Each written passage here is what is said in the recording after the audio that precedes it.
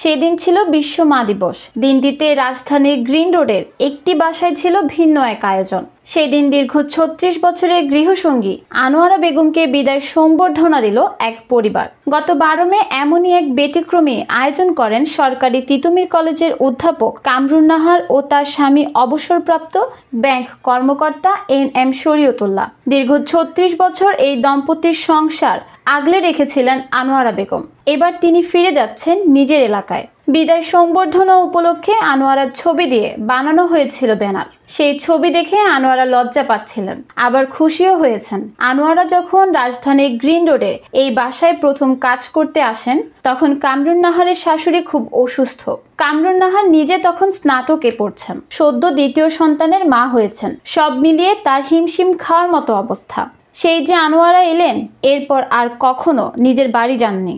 ৭০ বছর বয়সী আনোয়ারা এখন আছেন খাগড়াছড়ির রামগড় উপজেলায়। সেখানে তিনি ভাইয়ের ছেলেদের কাছে থাকছেন।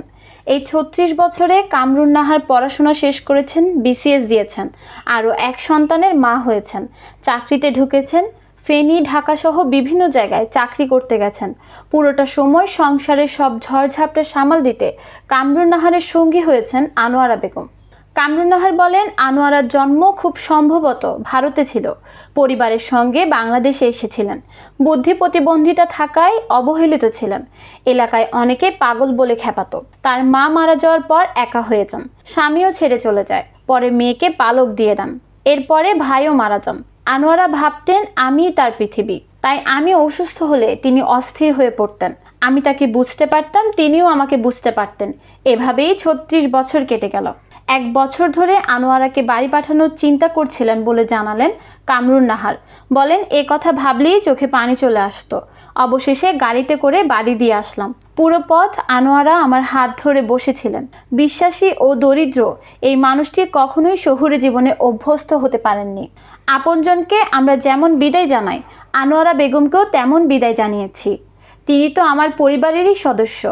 এত বছর ঢাকায় থাকলেও আনোয়ারা বেগম ঘড়ির সময় চেনেন না। বাইরের আলো আর আজান শুনে তিনি বুঝতেন কখন কোন কাজটা করতে হবে। টাকা পয়সার হিসাব বোঝেন না।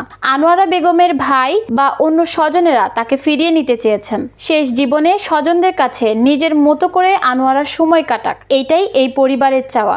যাওয়ার সময় তিনি জমানো বেতন ও তাদের স্বজনদের জাকাতের অর্থ নিয়ে গেছেন।